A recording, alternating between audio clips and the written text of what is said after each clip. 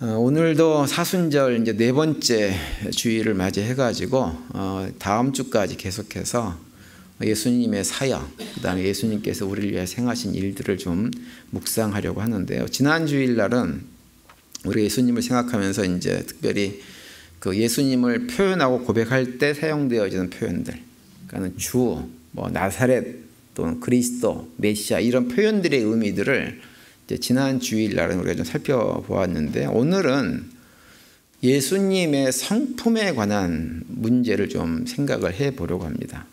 그러니까 우리가 예수님이 어떤 분이신가 라고 하는 것을 말을 하려면 우리는 예수님이 가진 두 가지 성품에 대해서 반드시 바로 알고 있어야 됩니다. 그 두 가지 성품이 무엇인가 하면 바로 예수님은 완전한 인간이시면서 동시에 완전한 하나님이시다라고 하는 거예요. 그러니까 다시 말하면 예수님의 인성과 신성에 대해서 우리가 분명하게 알고 있어야 됩니다. 그러니까 예수님은 이 땅에 사시면서 완전한 인간으로 사셨어요. 그러면서 동시에 어떤 분이셨냐면 완전한 하나님이셨습니다.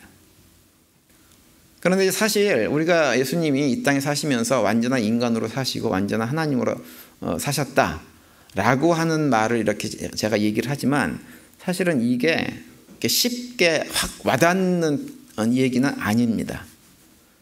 심지어 저도 목사지만 말은 이렇게 해요. 예수님은 완전한 하나님이시면서 동시에 완전한 인간이셨다 라고 얘기는 하면서도 사실은 그게 의미가 정확하게 이렇게 피부에 와닿느냐 하면 사실은 저도 와닿지는 잘 않습니다. 예전에 제가 그 삼위일체 하나님에 대한 설명을 좀 그 주일 우리 예배 때 이렇게 설명을 드렸는지 제가 잘 모르겠는데요. 수요일날 아마 했던 것 같아요.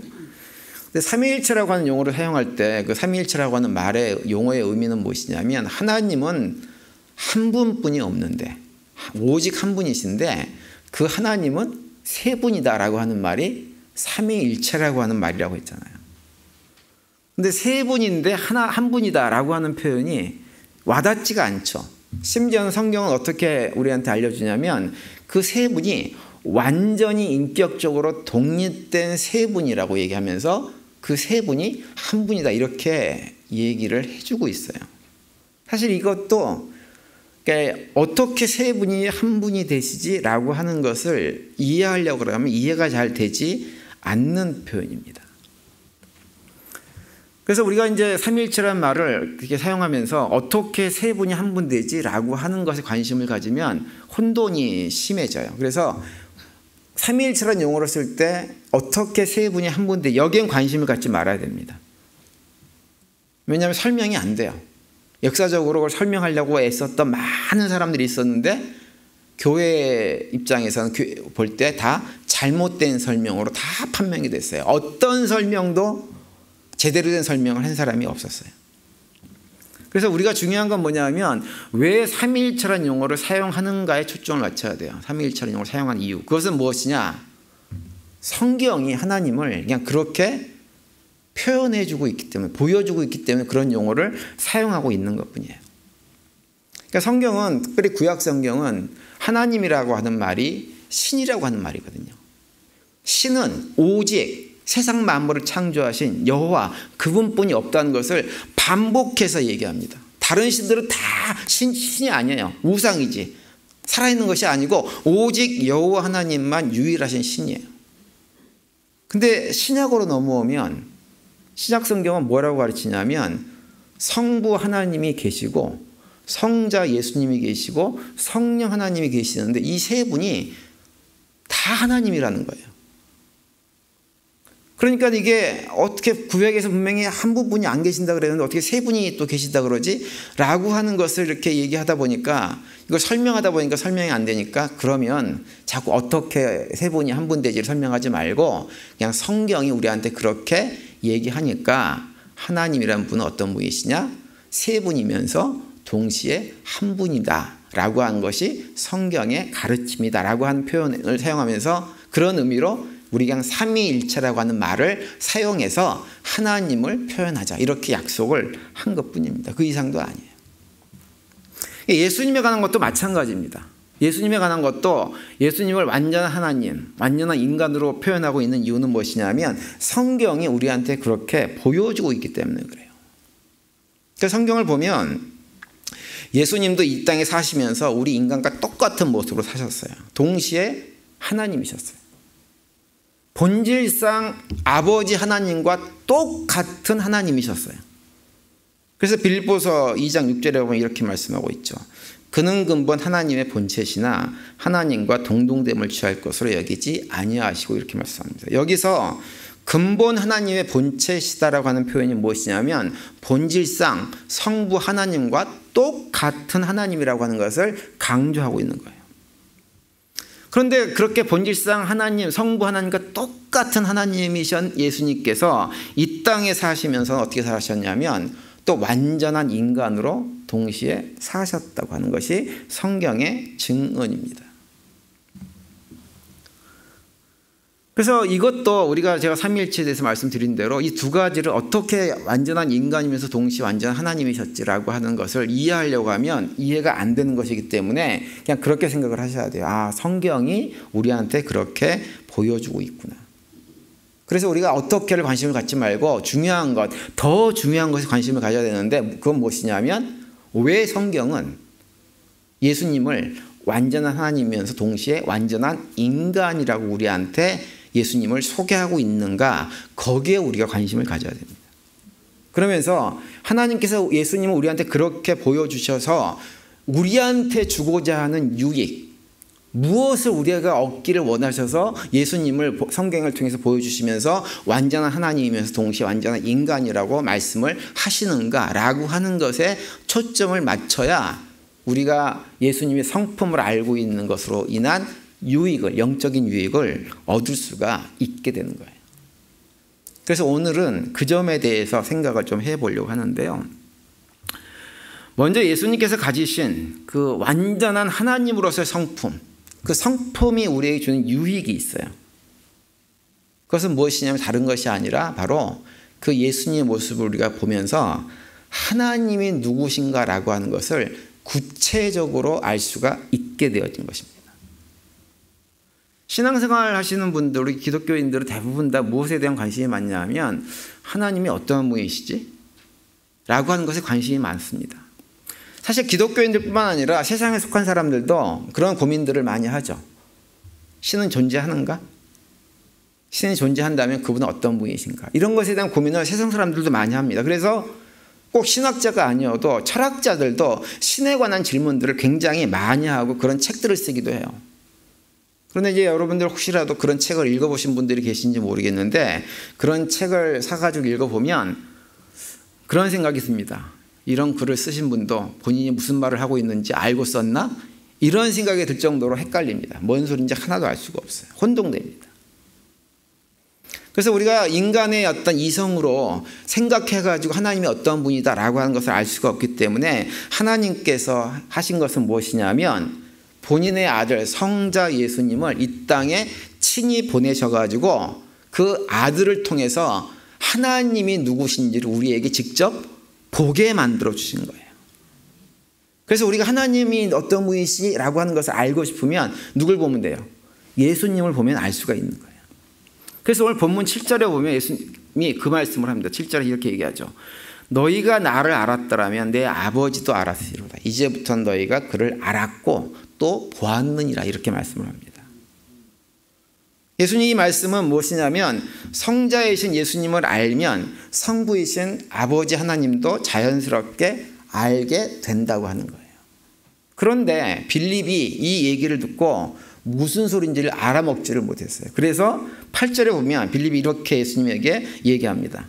빌립이 이르되 주여 아버지를 우리에게 보여주옵소서. 그리하면 족하겠나이다. 이렇게 얘기를 해요. 아버지 보여달라는 거예요.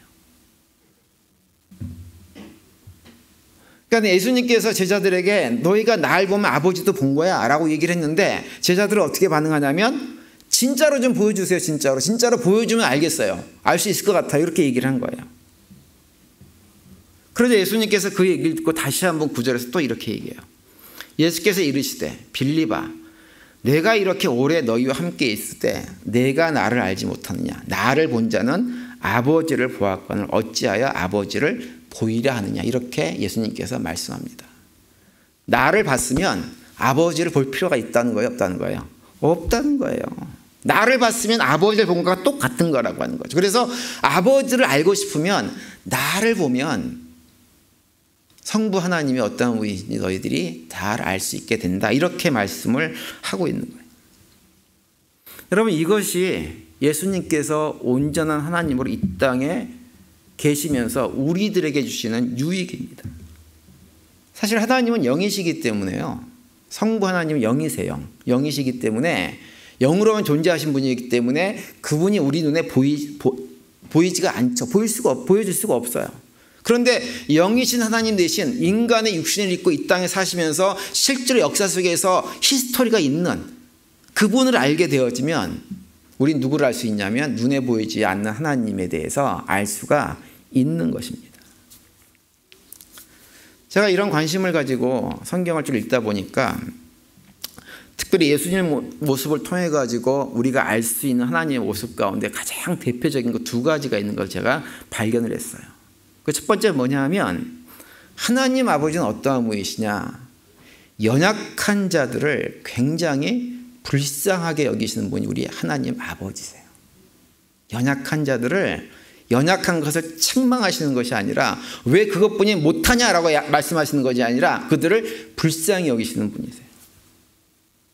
그것 때문에 예수님이 이 땅에 인간의 육신을 입고 오신 거예요. 왜? 우리가 도저히 우리의 힘과 능력으로는 우리의 죄의 문제를 해결하지 못한다는 걸 아셨기 때문에 그 문제를 우리가 해결하지 못한다고 하나님은 왜 그것뿐이 못하느냐, 왜 못하느냐라고 얘기하지 않고, 너희들이 안 되는구나 라고 하시면서 우리를 불쌍히 여기셔서 우리 대신 예수님에게 모든 죄를 다 뒤집어 쓰여서 우리 죄의 문제를 해결하게 해주기 위해서 예수님이 이 땅에 보내신 것입니다. 그래서 복음서에 보면 우리를 불쌍히 여기시는 하나님의 모습을 예수님을 통해서 자주 보여줍니다. 자주. 가난한 사람들, 병든 사람들, 배고픈 사람들, 억압받는 사람들, 이런 사람들에게 특별히 예수님께서 관심을 가지고 그들을 불쌍히 여기셨어요. 그래서 예수님께서 사역을 하시다가도 그런 사람들이 가까이 와서 뭔가 필요를 얘기하고 부탁을 하면 예수님께서 자기 계획이 없던 일도 기꺼이 그들에게 해주시는 장면들을 여러 군데에서 우리가 볼 수가 있습니다. 그 중에 하나가 마가복음 1장 40절 41절에 보면 이런 내용이 나옵니다. 한 나병 환자가 예수께 와서 꿇어 엎드려 간구하여 이르되 원하시면 저를 깨끗하게 하실 수 있나이다. 예수께서 불쌍히 여기사 손을 내밀어 그에게 대시며 이르시되 내가 원하노니 깨끗함을 받으라 하시니, 이렇게 말씀하세요. 나병 환자가 예수님께 찾아왔어요. 그래서 병을 고쳐달라고 한 거예요. 그런데 예수님께서 그를 보시고 어떻게 생각하셨냐면 그를 불쌍히 여기셨다, 이렇게 얘기합니다. 그러면서 그를 고쳐주셨다고 기록하고 있어요. 그런데 예수님께서 그를 그냥 고쳐주신 것이 아니에요. 그냥 그의 몸에 손을 대시고 그를 고쳐주셨어요. 여러분, 이것이요, 예수님이 우리를 얼마만큼 불쌍히 여기시는가라고 하는 것을 단적으로 보여주는 사건입니다. 오늘날도 마찬가지지만 나병이라고 하는 것은 무서운 병입니다. 그래서 사람들이 나병 환자를 옆으로 가서 접촉하는 것을 극히 꺼려합니다. 우리가 나병이라고 하는 것이 접촉을 통해서 전염되는 것이 아니라는 걸 이미 의학적으로 알아요. 알면서도 접촉을 싫어합니다. 그런데 예수님 당시에는 그것이 훨씬 더 심했어요. 특별히 종교적으로 부정한 사람으로 여겨져 가지고 사람들에게 접촉 자체를 금지했고, 나병 환자 걸린 사람들은 멀리서부터 사람들이 오면 나 나병 환자예요, 나병 환자예요 소리 질러 가지고 사람들이 자기에게 오지 못하도록 접촉을 금지했던 질병이 나병입니다. 그래서 아무도 그들을 접촉하지 않았어요. 아마도 이 나병 환자는 나병이 걸린 이후로부터 지금까지 예수님께서 고쳐주시기 전까지 얼마 동안 세월 동안 그런 나병에 걸려 있었는지 모르지만 오랜 세월 동안 사람의 손길 한 번을 경험하지 못하고 정말 외롭게 살았을 거예요. 그런데 예수님께 와가지고 예수님 내 질병 좀 고쳐주세요 라고 얘기했던 예수님께서 멀찍이 서가지고 그래 병 나아라 하신 것이 아니라 가까이 가셔서 그의 몸에 손을 대시고 나아라 이렇게 말씀을 하신 거예요. 그 안에 그 손길 속에 예수님께서 그를 얼마만큼 불쌍히 여기셨는가라고 하는 것이 그대로 담겨져 있는 거예요. 그걸 통해서 알 수 있는 건 뭐냐? 하나님 아버지가 그런 분이라고 하는 거예요. 우리의 연약함들, 부족함들, 죄 가운데 살아가면서 끊임없이 반복된 잘못을 행한 우리들을 하나님 어떻게 보시냐면 불쌍히 여기시는 분이라고 하는 것을 예수님께서 보여주는 거죠. 그리고 또 한 가지 예수님의 모습을 통해서 우리가 알 수 있는 건 뭐냐 하면 하나님은 어떠한 분이시냐? 죄인들을 가까이 하시는 분이라고 하는 거예요. 예수님께서 이 땅에 사실 때 계시는 동안에 예수님은 어떻게 사셨냐면 죄인들의 친구로 사셨습니다. 예수님은 의인들의 친구가 아니었어요. 오히려 죄인들을 가까이 하셨습니다. 누가복음 15장 1절과 2절을 보시면 이런 내용이 나옵니다. 모든 세리와 죄인들이 말씀을 들으러 가까이 나오니 바리새인과 서기관들이 수군거려 이르되 이 사람이 죄인을 영접하고 음식을 같이 먹는다 하더라. 이렇게 말씀을 합니다. 예수님은 당시에 죄인이라고 생각 들어가지고 사람들이 가까이 하기 싫어하는 대표적인 세리 같은 사람들, 이런 사람들과 예수님께서 친구하셨습니다. 반대로 자기 자신 스스로 의롭다고 여겨가지고 그 의로움을 드러내기 위해서 사람들에게 그걸 보이고 싶어서 인정받고 싶어서 안달하던 바리새인 같은 이런 사람들, 서기관과 같은 이런 사람들은 예수님께서 오히려 그들을 멀리 하셨습니다. 그러니까 이 바리새인, 서기관 이런 사람들은 예수님께서 자신들을 멀리하는 것을 이렇게 생각하고 또 죄인들, 자기가 생각하는 죄인들은 가까이 하는 모습을 보면서 뭐라고 조롱을 하냐면 마태복음 11장에 보면 예수님을 죄인들의 친구다 이렇게 예수님을 조롱하듯이 얘기하는 것을 볼 수가 있습니다. 그 정도로 예수님은 죄인들을 영접해 주시는 분이었어요. 어떤 죄인이라도 예수님 앞에 나오면 예수님은 그들을 기쁨으로 받아주셨어요. 어떤지라도 상관이 없었어요. 죽을 죄를 지어도 상관이 없었어요. 돌에 맞아 죽을 죄를 지어도 예수님은 상관하지 않으셨어요. 모두 품어주셨어요. 그걸 통해서 알 수 있는 건 뭐냐? 하나님은 어떠한 분이신가? 하나님은 죄인들을 불쌍히 여기시고 그들을 품고 그들과 가까이 하시는 분이라고 하는 것을 예수님의 사역을 통해서 우리가 알 수가 있게 되었습니다. 반대로 말씀드린 대로 스스로 의롭다고 여기는 사람들은 예수님께서 멀리 하셨던 것처럼 하나님도 그러한 분이라고 하는 것을 우리가 예수님의 삶을 통해서 알 수가 있습니다. 여러분, 우리가 예수님께서 그의 삶을 통해 가지고 하나님이 어떠한 분이신가라고 하는 것을 알게 되어지면 우리의 신앙생활의 방향도 이렇게 잡히게 되어집니다. 그게 잡혀져요. 우리는 예수님께서 좋아하시는 것, 예수님께서 환영하시는 것에 관심을 갖고 그것을 하면 돼요. 그것에 관심을 갖고 무엇이 그런 것이 있는가라고 잘 보고 그 모습 그대로 닮아가게 되어지면 우리가 영적으로 성숙한 길로 나갈 수가 있습니다. 분명한 것은 하나님께서는요, 스스로 의로운 척하는 사람들, 잘난 척하는 사람들, 이런 사람들은 멀리 하셨기 때문에 자꾸 의롭고 내가 잘났고 훌륭하고 이렇다고 주장하는 사람들은 하나님을 만날 가능성이 별로 없다고 하는 거예요. 우리가 하나님을 만나고 하나님과 교제하고 그 안에서 하나님과의 사랑을 맛보고 경험하는 삶을 살려면 어떻게 되느냐? 내가 죄인됨을 고백하고 나의 연약함을 인정하고 하나님께 나아갈 때 그러면 하나님과의 깊은 친밀한 교제를 나눌 수가 있다고 하는 것을 우리가 예수님의 모습을 통해서 알 수가 있는 것입니다. 우리 연약함들을 부끄러워하지 마세요. 나한테 문제가 있는 것을 부끄러워하지 마세요. 자꾸 포장하려고 그러지 마세요. 내가 포장을 하면 할수록 어떻게 되는 거예요? 하나님과 관계는 멀어지는 거예요. 근데 그렇지 않고 내가 포장하지 않아요. 포장하지 않고 난 이런 죄인입니다. 연약합니다. 이렇게 고백하면 할수록 하나님은 우리를 그 품에 품어주시는 거예요. 근데 안타까운 것은 뭐냐면 우리는 자꾸 우리 자신을 포장하는 쪽에 더 많은 관심을 가집니다.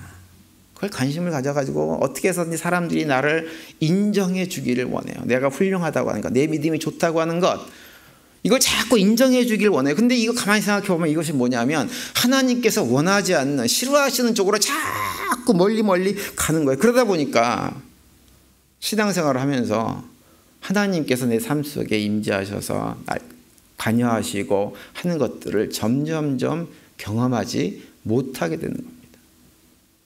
누가복음 18장에 보면 예수님께서 자기의 의로움만 믿고 자랑하면서 다른 사람을 멸시하는 바리새인들을 책망하시면서 어떤 비유를 하시냐면 성전에 올라가서 기도하는 바리새인과 세리의 기도하는 모습을 비유로 말씀을 하세요. 그러면서 하시는 말씀이 바리새인은 자신의 의로움을 한껏 자랑합니다. 난 금식도 하고 하나님 율법도 잘 지키고 나쁜 것은 하지 않고 하나님 백성답게 의롭게 잘 살고 있습니다. 이렇게 기도를 해요. 근데 옆에 있는 세리는 고개도 못 들고 하나님 앞에 나가가지고 저는 죄인입니다. 죄인입니다. 죄인입니다. 이걸 계속 고백합니다. 그걸 비유로 말씀하시면서 예수님께서 하시는 말씀이 뭐냐면 누가복음 18장 14절에 이렇게 말씀합니다. 내가 너희에게 말한다. 의롭다는 인정을 받고서 자기 집으로 내려간 사람은 저 바리새파 사람이 아니라 이 세리다. 누구든지 자기를 높인 사람은 낮아지고 자기를 낮춘 사람은 높아질 것이다. 이렇게 말씀을 해주세요. 저는 우리 모든 성도님들이 이 예수님의 모습을 통해서 하나님 마음을 깨달아 알고 하나님께서 원하시는 그런 모습으로 믿음의 생활을 해나가시는 가운데 우리가 정말 바른 방향으로 변화되고 성장되어지고 그 가운데 하나님과의 친밀한 교제를 나누면서 신앙생활하는 우리 모두가 될 수 있게 되기를 간절히 바랍니다. 그리고 두 번째로 우리가 생각할 것은 뭐냐면 참 인간으로 이 땅에 사신 예수님을 통해서 우리가 얻는 유익이 뭔가라고 하는 것 생각을 해봐야 됩니다. 여러분 예수님께서 이 세상에 참 인간으로 사셨다고 하는 것이 우리에게 주는 유익이 무엇일까요? 1차적으로 신학적으로 보면 예수님이 참 인간이셔야지만 그분은 우리의 죄를 온전하게 대속할 수 있는 자격이 주어집니다. 우리 인간의 죄는 인간이 해결을 해야 돼요.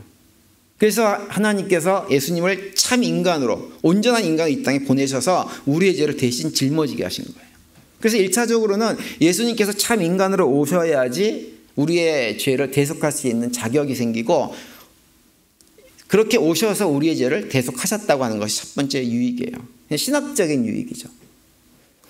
근데 보다 더 현실적인 유익이 하나 있습니다. 그것은 뭐냐 하면 이런 거예요.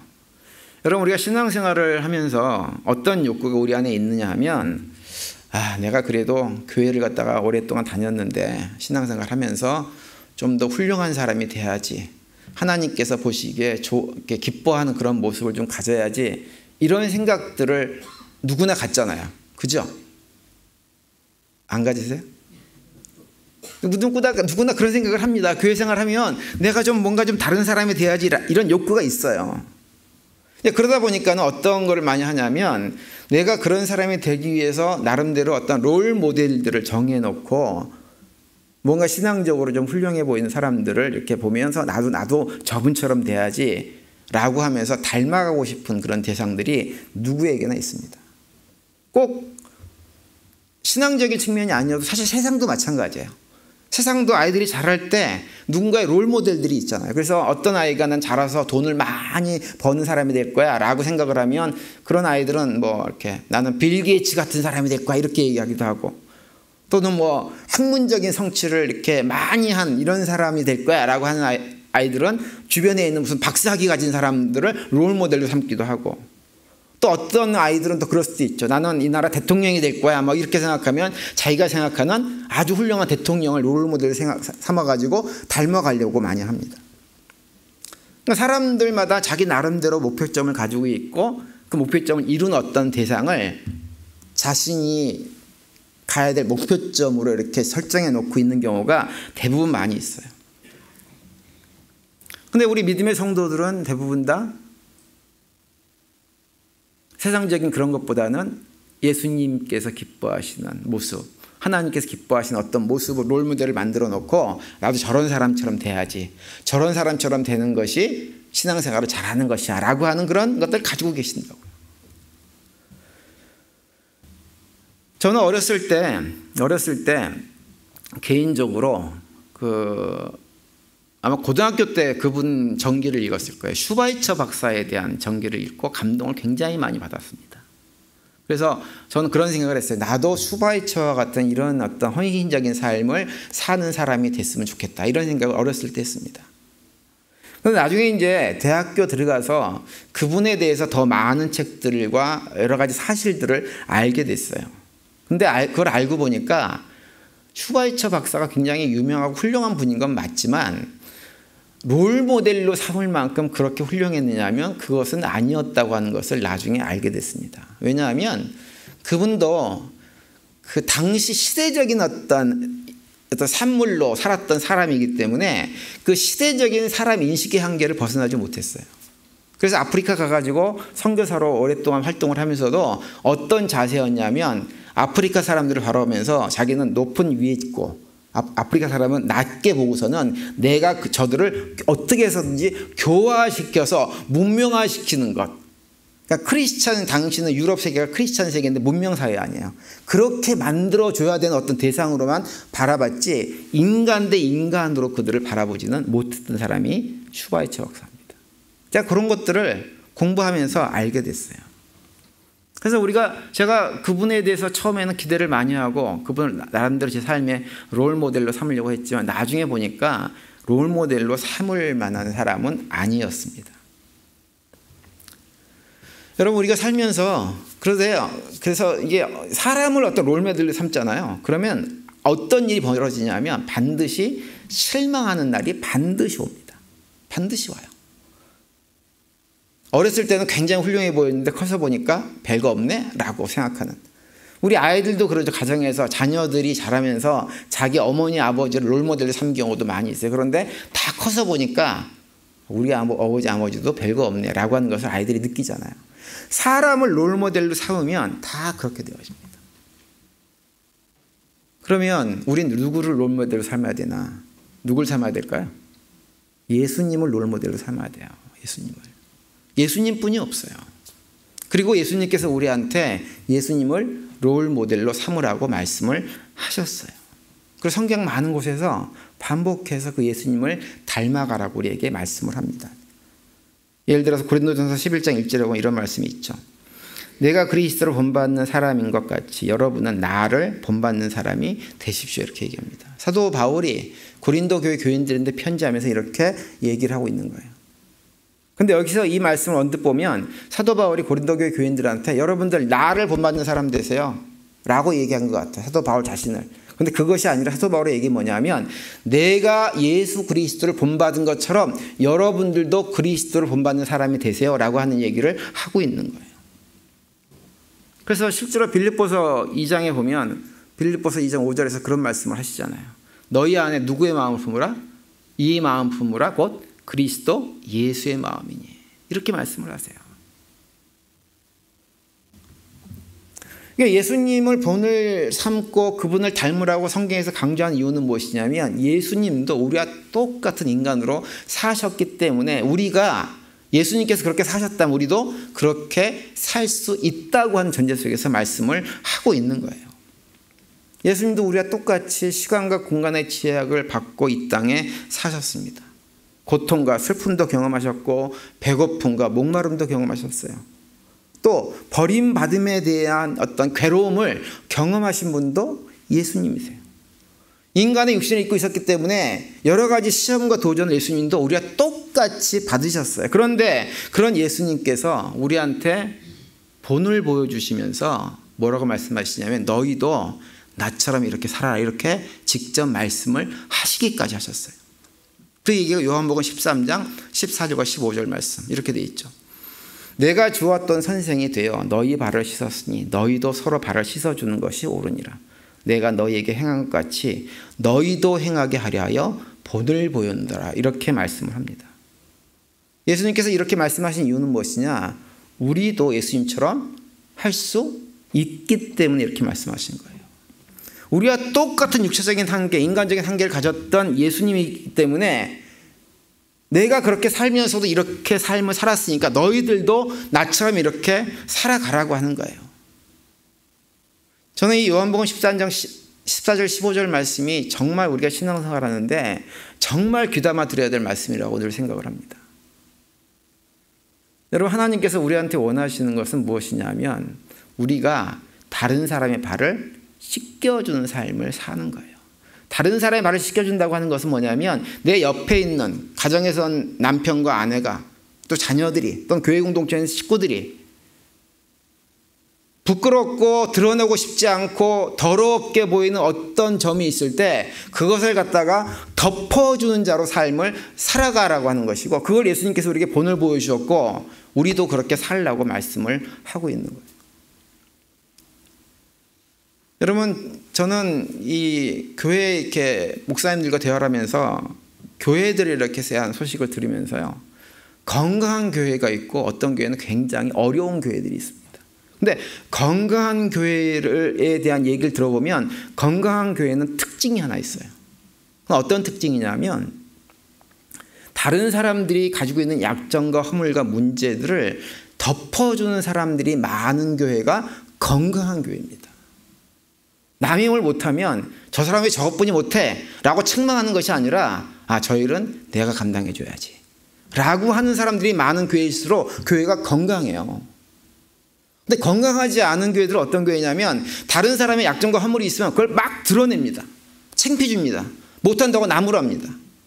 이러다 보니까 교회가 시끄러워져서 교회가 끊임없는 분란들이 일어나는 경우가 많이 있고, 이제 그런 데서 목회하는 목사님들은 힘드신 거예요. 그런 얘기들을 종종 듣습니다. 여러분, 우리 교회는 어떤 교회인가요?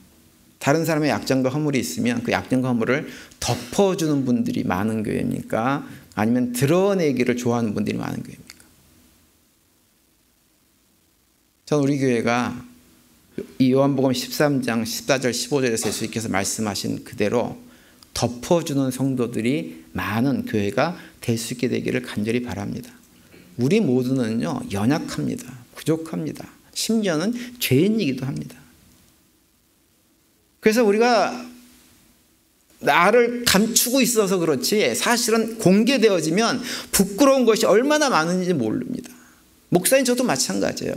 그럴 때 우리가 피차해야 될 것은 무엇이냐면 그 부끄러운 것을 가려주는 거예요. 씻어주는 거예요. 안 보이게 만들어주는 거예요. 그럴 때 우리가 하나 되어줄 수 있고 그리스도의 사랑으로 하나 되어지고, 그러한 모습들이 정말 예수님께서 우리에게 본을 보여주신 그대로 본을 받아 예수님을 닮아가는 삶이 되어지는 것입니다. 저는 우리 교회가 그런 교회 됐으면 좋겠어요. 그런 교회로 나갔으면 좋겠어요. 그런데 이제 우리가 그 생각을 하게 되어지면 이제 그런 고민이 있어요. 그렇게 하긴 해야 되는데 이게 쉽지가 않아요. 문제는 마음은 원이로되 육신이 여작해가지고 잘 안 됩니다. 예수님을 닮고 싶긴 해요. 근데 닮아지지가 잘 않아요. 아무리 노력해도 잘 안 돼요. 그래서 내 인간적인 이거 항상 올라와가지고 다른 사람의 연약함을 보면 참지를 못하고 한마디 해주고 지적해야만 성질이 풀리는 이런 모습들이 우리 안에 있어요.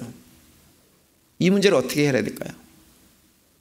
그걸 해결하는 방법에 대해서 신약성경 갈라디아서 2장 20절에서 이렇게 말씀합니다.